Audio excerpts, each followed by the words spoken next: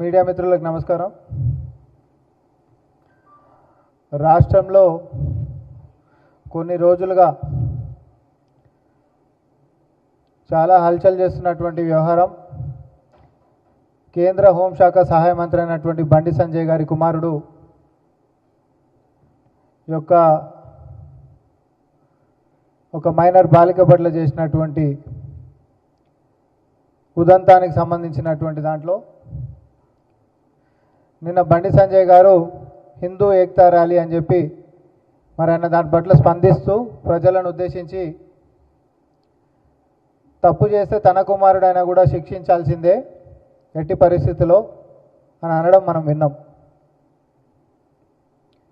అయితే బండి సంజయ్ గారిని కాంగ్రెస్ పార్టీ నుంచి మేము డిమాండ్ చేస్తుంది ఒకటే, తప్పు చేస్తే ఎవరైనా శిక్షించాల్సిందే అని చెప్పేటటువంటి మీరు చిత్తశుద్ధి చూపించుకునేటటువంటి ప్రయత్నం చేస్తున్నటువంటి విషయానికి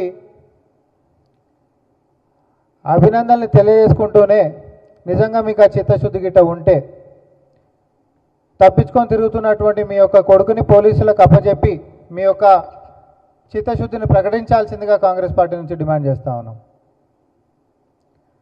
అంతేకాకుండా నిన్న అదే వేదిక మీదకించి ఎవరైతే వీటికి కారణమైనరో వాళ్ళందరి సంగతి చూస్తా అని చెప్పినటువంటి బండి సంజయ్ గారు భారతీయ జనతా పార్టీ అంతర్గత కలహాలతో కొట్టుమిట్టాడుతున్నటువంటి పరిస్థితులలో మీ నేతలు కొట్టుకసస్తున్నటువంటి పరిస్థితులలో మీ నేతలే కొంతమంది బీఆర్ఎస్ నేతలకి ఫోన్లు చేసుకొని ఈ యొక్క ఉదంతాన్ని ఇంకా ప్రేరేపించాలనేటటువంటి విషయాలన్నీ కూడా మీరు ఎరిగి మాట్లాడినటువంటి సంగతి అందరికీ తెలిసిందే.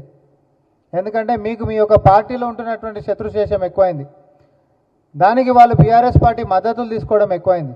అయితే ఇవన్నీ ఇట్లుంటే రాజకీయాలలో ఏమైనా జరగవచ్చు, కానీ ఒక బాలిక పట్ల జరిగినటువంటి అఘాయిత్యాన్ని మాత్రం ఎట్టి పరిస్థితులలో ప్రభుత్వంలో కూర్చున్నటువంటి ముఖ్యమంత్రి గౌరవనీయులు రేవంత్ రెడ్డి గారు ఇట్లాంటివి సహించేటటువంటి ప్రసక్తి లేదు, సహించినటువంటి చరిత్ర కూడా ఆయనకు లేదు. మీరు ఒక్కసారి సంధ్యా థియేటర్ ఘటన గిట్ట యాద్ చేసుకుంటే మనం పేదవాళ్ళైనప్పటికీ కూడా వాళ్ళకి పెద్దన్నలాగా బాధితుల పక్షాన నిలబడి ఎంత పెద్దోడైనా కూడా వెనకడుగు వేయకుండా ఆ యొక్క కుటుంబానికి తోడుగా రేవంత్ రెడ్డి గారి యొక్క నాయకత్వం ఎట్లా నిలబడ్డదో చరిత్ర సాక్ష్యం. ఈరోజు అదేవిధంగా ఎంత పెద్దోడు కొడుకైనా ఎవరిని కూడా ఉపేక్షించేటటువంటి పరిస్థితే లేదు. బండి భగీరథ్ పైన వచ్చినటువంటి ఆరోపణలు ఏవైతే ఉన్నాయో అవి ఒకవేళ అవాస్తవాలే కనుక అయితే తప్పు చేయనప్పుడు భయపడకుండా పోలీసు వాళ్ళకి సహకరించి ఫస్ట్ లొంగిపోయి ప్రజల ముందుకు పారదర్శకంగా జరుగుతున్నటువంటి విచారణకి మీరు సహకరించాల్సిందిగా మేము కోరుకుంటా ఉన్నాం. ఇది ఇట్లుంటే కేంద్ర సహాయ మంత్రి అయినటువంటి మీరు, మరీ ముఖ్యంగా హోంశాఖ మంత్రి అయినటువంటి మీరు ఒక అధికారంలో ఉండి ఇట్లాంటి కేసులను ఇన్ఫ్లుయెన్స్ చేసేటటువంటి అవకాశం కూడా బయటికించి లేకపోలేదు. కాబట్టి ఈరోజు కొడుకు తప్పించుకొని తిరుగుతుండనంటే దాని వెనకాల మళ్ళీ ఆరోపణలు మీ మీదే వస్తున్నాయి. కాబట్టి దానికి కూడా బాధ్యత మీరు తీసుకొని మీకు నిజంగానే చిత్తశుద్ధి ఉంటే మీరు మీ యొక్క మంత్రిత్వ శాఖకి రాజీనామా చేసి ఈ యొక్క విచారణ మొత్తం కూడా నిర్దోషిగా మీ యొక్క కుమారుడు తేలేంత వరకు కూడా మరి ఆ యొక్క మంత్రి పదవికి రాజీనామా చేసి దూరం ఉండి మీ యొక్క చిత్తశుద్ధిని ప్రకటించుకోవాల్సిందిగా కాంగ్రెస్ పార్టీ డిమాండ్ చేస్తూ ఉంది. నిన్న మీరు మాట్లాడేటటువంటి మాటల్లో నేను బయట ప్రజల గురించి ఆలోచించి ఇంట్లో మర్చిపోయినా అని అంటున్నాను. ఇది ఎంత హాస్యాస్పదంగా ఉందంటే నేను ఎడమ పక్క చూసుకుంటా కుడి పక్క మర్చిపోయినా, కిందికి చూసుకుంటా మీద మర్చిపోయినా, ముందుకు చూసుకుంటా వెనకాల మర్చిపోయినా, కాబట్టి ఏదో పొరపాటు దొరికింది అనేటటువంటి కప్పిపుచ్చే ధోరణి కూడా మీ యొక్క భాషలో కనిపించింది. ఒక బాధ్యతాయుతమైనటువంటి పదవిలో మీరు ఉన్నప్పుడు ఒక దేశంలో అందులో హోంశాఖ సహాయ మంత్రులకు ఉంటున్నటువంటి మీరు ఇట్లాంటి కారణాలు చెప్పినప్పుడు ఎంత పేలవంగా ఉంటున్నారో మీరు అర్థం చేసుకోలేరా?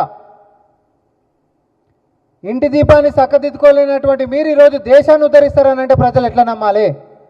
నీ ఇంట్లో జరుగుతున్నటువంటి ఉదంతాన్ని కనిపెట్టుకోలేనటువంటి మీరు ఈరోజు రాష్ట్రంలో దేశంలో జరుగుతున్నటువంటి ఇన్ని ఘటనలు కూడా మీ యొక్క నాయకత్వ వైఫల్యం మళ్ళొకసారి కనిపిస్తూ ఉంది స్పష్టంగా. వీటన్నిటి కూడా బాధ్యత తీసుకొని మీరు ఇమీడియట్గా రాజీనామా చేయాల్సిందిగా కాంగ్రెస్ పార్టీ నుంచి డిమాండ్ చేస్తూ ఉన్నాం.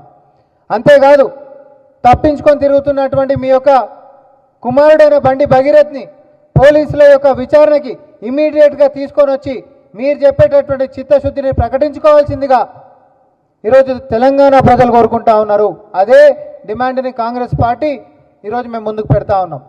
మీ కొడుకుని తీసుకొచ్చి పోలీసుల విచారణకి ముందుకు తీసుకొని వస్తే మీరు మాట్లాడినటువంటి మాటలకు చిత్తశుద్ధి ఉన్నట్టు. మీ పదవికి రాజీనామా చేసి ఈ యొక్క విచారణకి సహకరిస్తే మీరు చట్టం పట్ల మీరు గౌరవాన్ని ప్రదర్శించినటువంటి వాళ్ళు అవుతారు.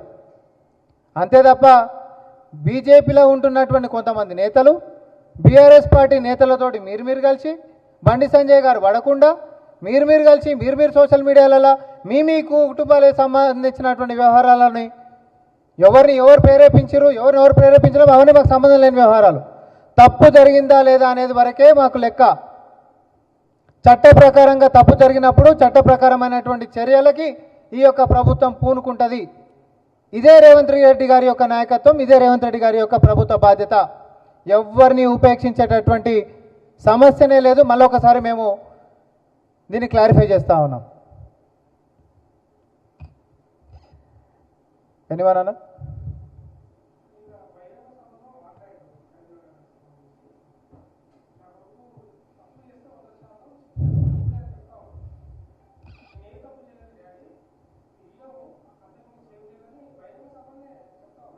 ఇప్పుడు ఏ తప్పు చేయలేదు డాడీ, నేను ఖాళీ తిరిగినామో అన్నోడు పోలీసు వాళ్ళ ముంగడికి వచ్చి విచారణ ఎదుర్కోనికి భయం ఎందుకు? సింపుల్ కదా. నువ్వు తప్పే చేయనప్పుడు పోలీసు వాళ్ళ విచారణను ఎదుర్కోవడానికి భయం ఎందుకు? విచారణ అనేటటువంటి నువ్వు చేయకపోయినా చేసావు అనేటోడైతే ఓడు ఉండడు కదా. అట్లాంటప్పుడు విచారణకు నువ్వు సహకరించంతే. నువ్వు తప్పు చేసినా కానీ నీ చర్యలు ఉంటాయి.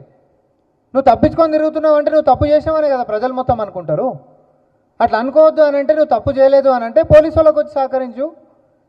మీ నాయనే సహకరించమని అడుగుతున్నాం. అందుకనే మేము కేంద్ర హోంశాఖ సహాయ మంత్రి లెక్క ఉన్నటువంటి మీరు ఈరోజు సిస్టమ్ని ఇన్ఫ్లుయెన్స్ చేసే పరిస్థితి కూడా ఉంటుంది. అవును, కొడుకుని విదేశాల లెక్క వెనకడికి బీఆర్ఎస్ ఎమ్మెల్యే షకీలా ఏదో ఉండే కదా, అలా కొడుకుని దుబాయ్కి పంపలే. ఆ ప్రగతి భవన్ ఈరోజు ప్రజాభవన్ ముంగట యాక్సిడెంట్ చేస్తే డ్రంక్ అండ్ డ్రైవింగ్లా తప్పించుకొని పోయిందా లేదా? సో సిస్టంలో ఉంటున్నప్పుడు దాన్ని కేంద్రంలో అది కూడా పవర్ఫుల్ పొజిషన్లో మీరు ఉంటున్నప్పుడు మీరు చట్టాన్ని గౌరవించేటోళ్ళు, ప్రజలను గౌరవించేటోళ్ళు, కార్పొరేటర్ స్థాయి నుంచి స్థాయికి నేను నిజాయితీతో ఎదిగినా అని చెప్పి మీరు మాట్లాడేటప్పుడు ఆ యొక్క నిజాయితీని చూపించుకోవాల్సినటువంటి సమయం ఈరోజు మీకు వచ్చింది. మీ పదవికి ఇమీడియట్గా రాజీనామా చేసి కొడుకుని పోలీసు వాళ్ళకి పంపించి నిజ నిర్ధారణ మొత్తం అయిపోయిన తర్వాత మీకు ప్రజలు పట్టం కడతారు.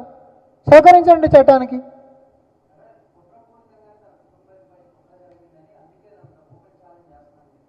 నేను మళ్ళీ అదే అంటున్నా, కుట్ర చేసేటాడు కుట్ర చేస్తాడండి. నువ్వు విచారణ ఎదుర్కొని ఇదంతా కుట్ర అని చెప్పి జనాలకు చెప్పేసేయి.